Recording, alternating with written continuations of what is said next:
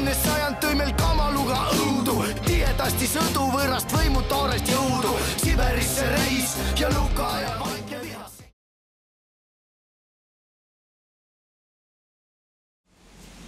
Kas Eestil oleks 1939 olnud võimalus Nõukogude Liidule vastu hakata või vähemalt säilitada iseseisvus läbi selle? Mis sa arvad?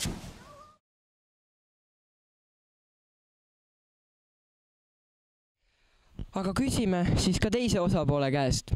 Kas Eestil oleks 1939. aasta sügisel Nõukogude Liidu nõudmistele relvaga vastu hakates olnud lootus säilitada mingisuguselgi kujul iseseisvus? Härra president, mis te arvate? Kuna ka teine väga tähtis osapool vaikib, peame tõesti ise selle vastuse leidma ja natuke tuhnima Eesti sõja ajaloos.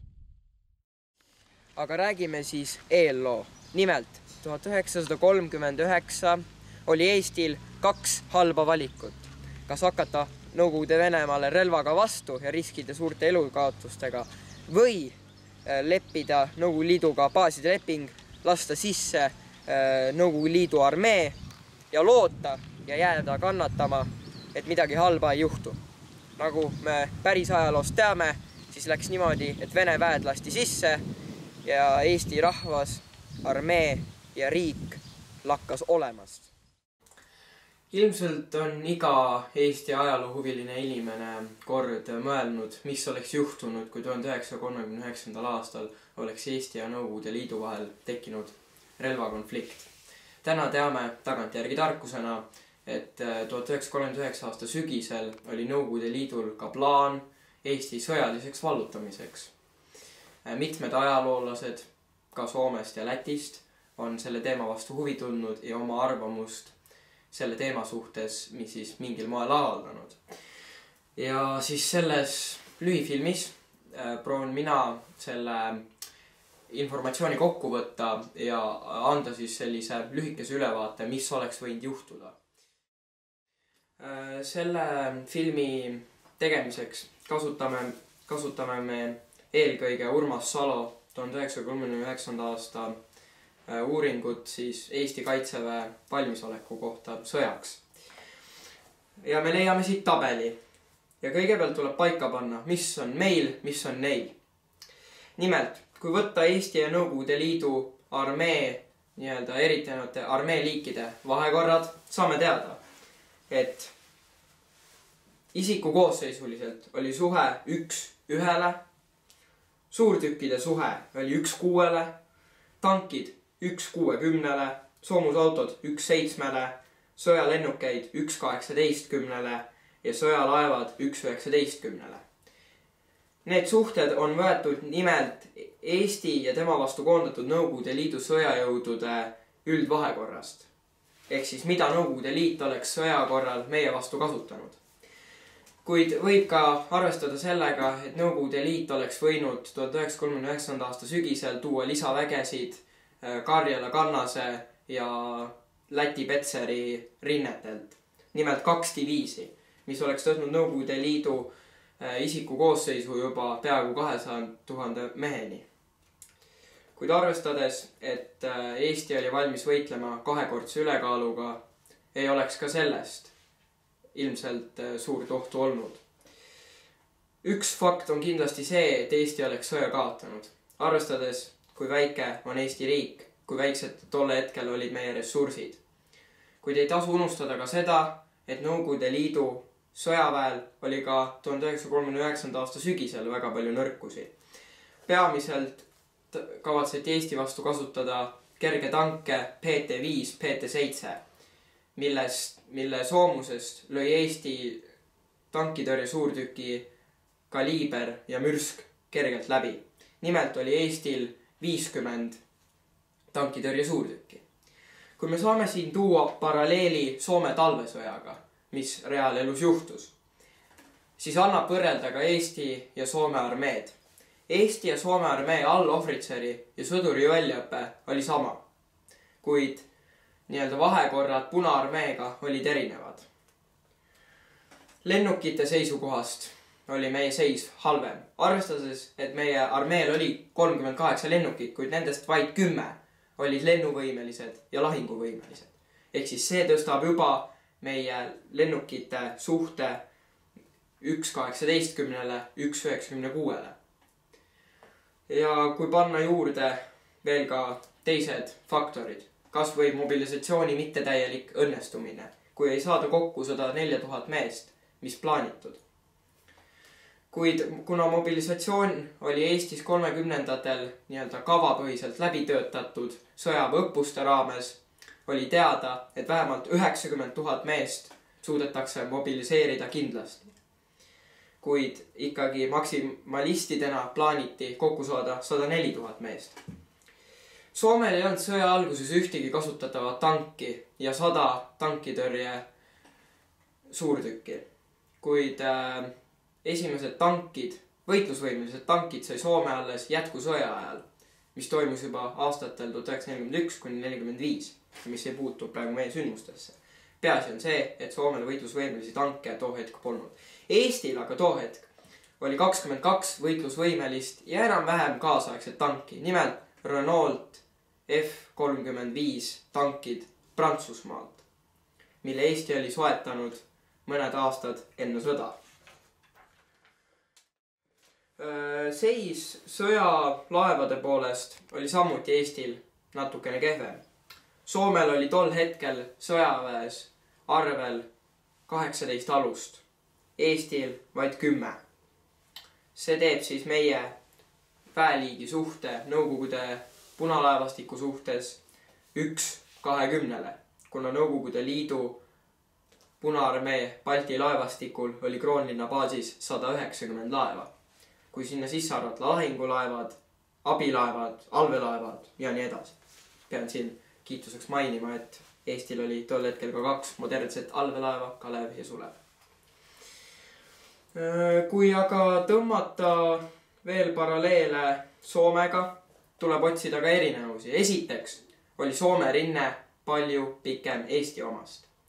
Kui võtta Eesti maismaapiir Venemaaga, just maismaapiir, tuleb see kokku umbes 130 kilomeetrit. Kuid Soomel ulatus see üle 1000 kilomeetri, alates Soome lahest kuni Lapimaani välja. Peaaegu kas või Norra piirini. Põhja-Jäämereni. Ja seetõttu ei anna seda olukorda ka sellepärast võrrelda. Järgmiseks, Soomes oli palju arenenum teedevõrku Eestis. Lisaks saab veel mainida seda, et Soomel põhimõtteliselt oli sama suur relvareserv, relvamoona reserv ja ka lennuvägi sama suur kui Eestil. Ja Soomel oli küll lennukeid paar tükki vähem, kuid võitlusvõimelisi lennukeid pea 2,5 korda rohkem.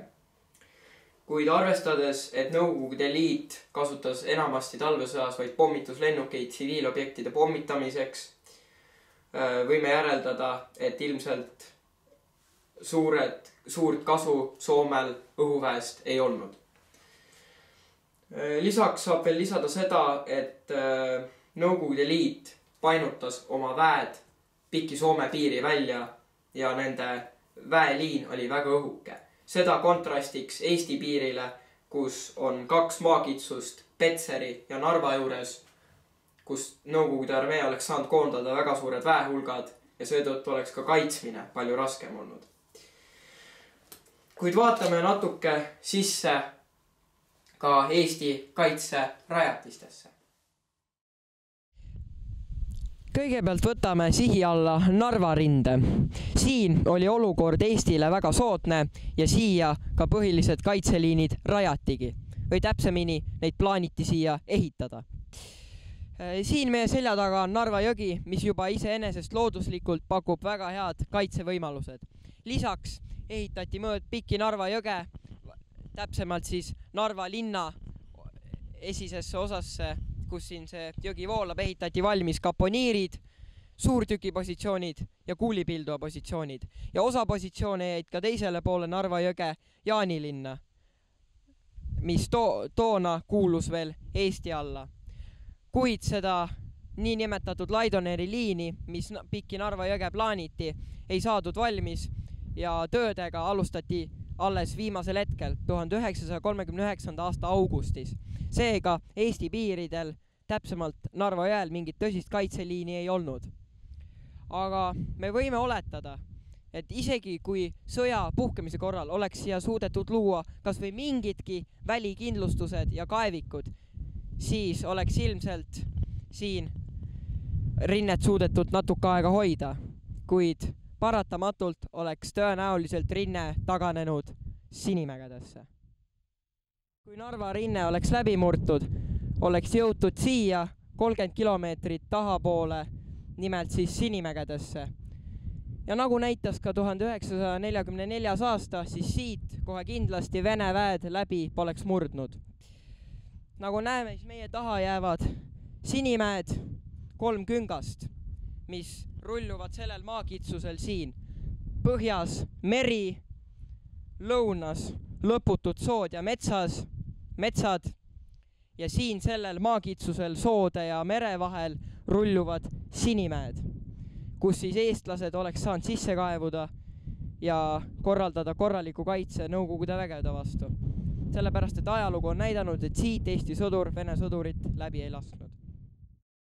Aitäh Joonas Sinimägedest ja tuleme reaalsusesse tagasi. Nagu ma jõudsin juba Sinimägedest põgusalt rääkida, oleks ilmselt Narva rinne läbi löödud ja läbilöögi korral oleks taganetud Sinimägedesse.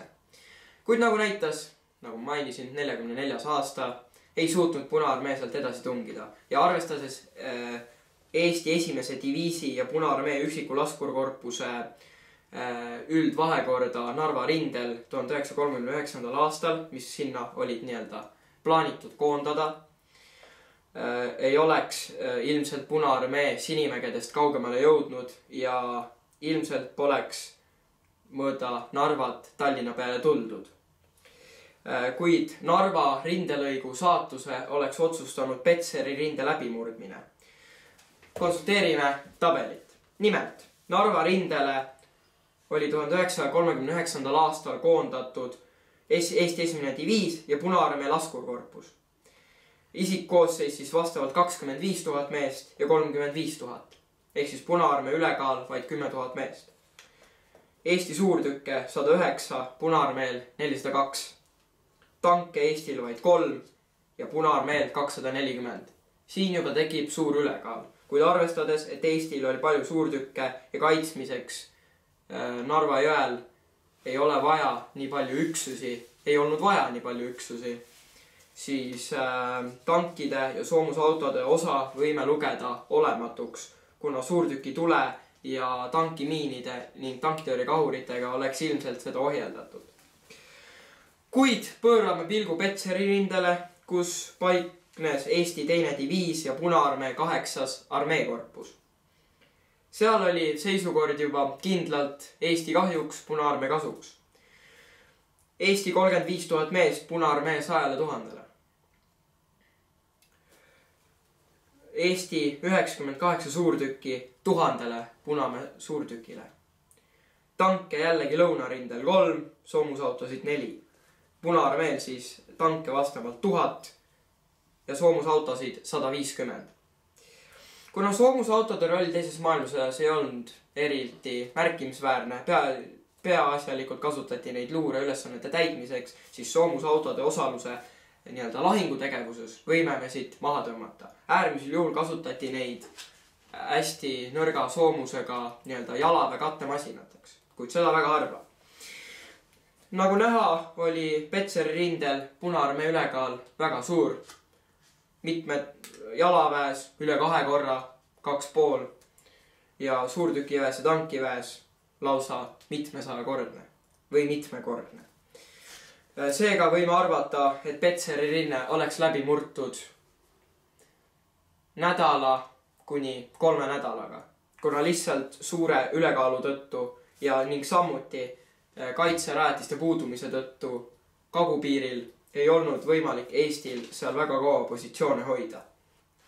Arvestades, et Nõukogude Liit kasutas 39. aastal ja nagu talvesõjast nähti peamiselt pommituslennukeid, saame eeldada, et Eesti õhuväest suurt kasu ei oleks olnud.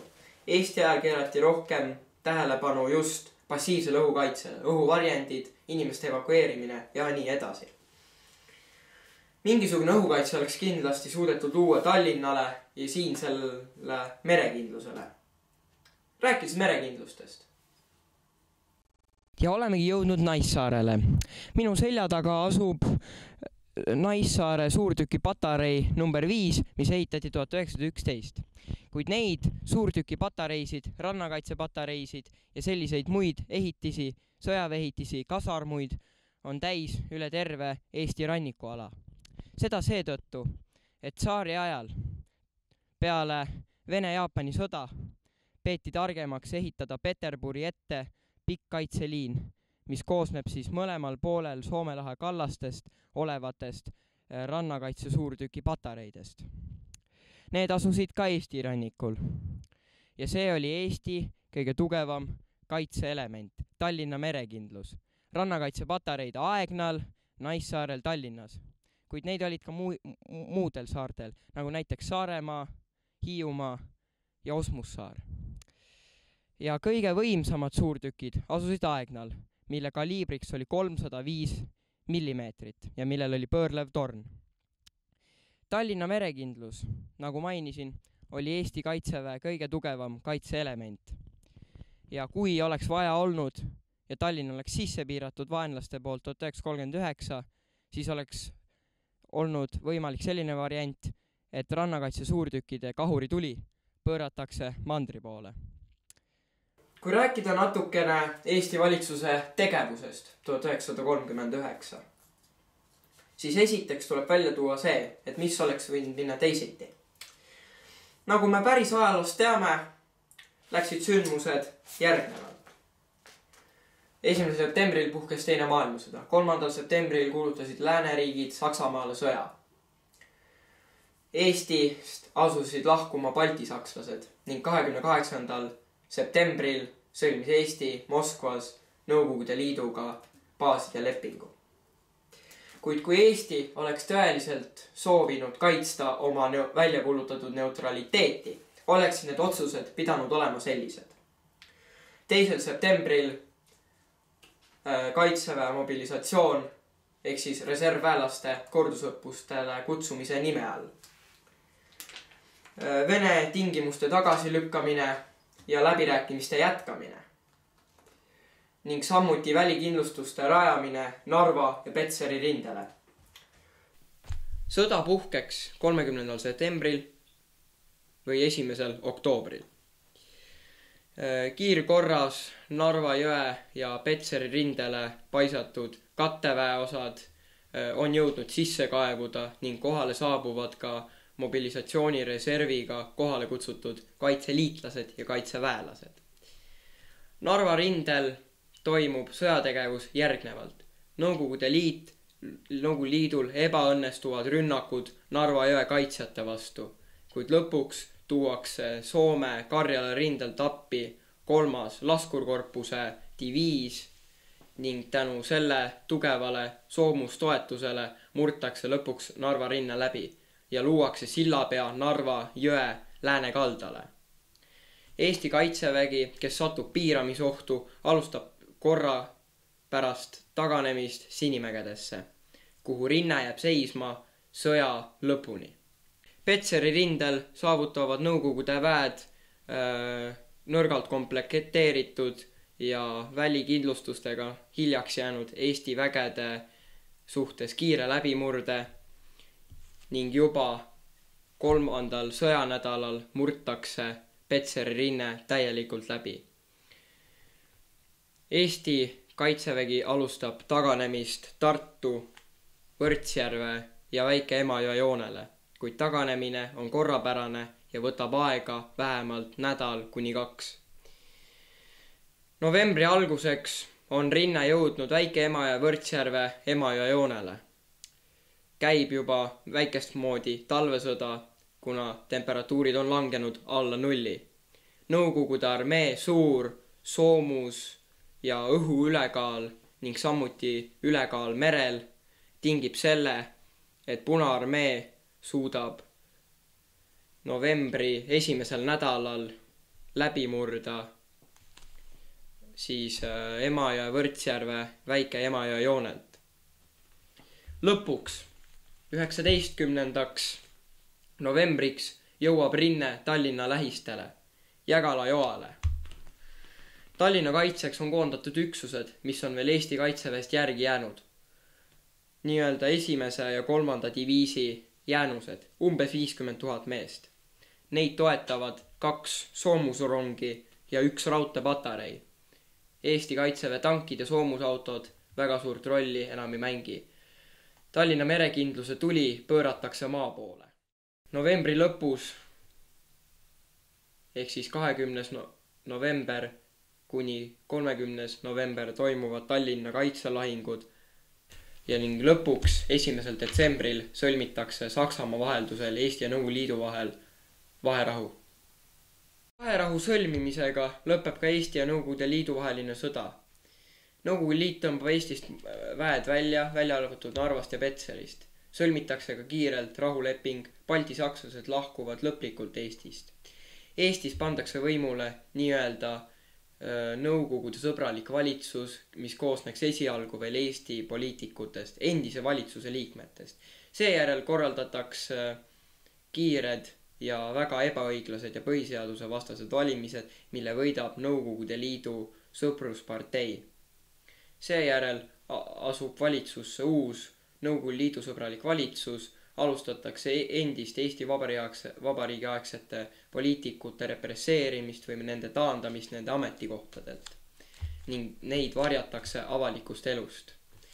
Toimub suur riigi ümberkorraldamine, keelatakse ettevõtlus ning lubatud on see vaid väiksel kujul ning Eesti Vabariik kuulutatakse Eesti Rahvademokraatlikuks Vabariigiks ehk Nõukogude Liidu satelliitriigiks.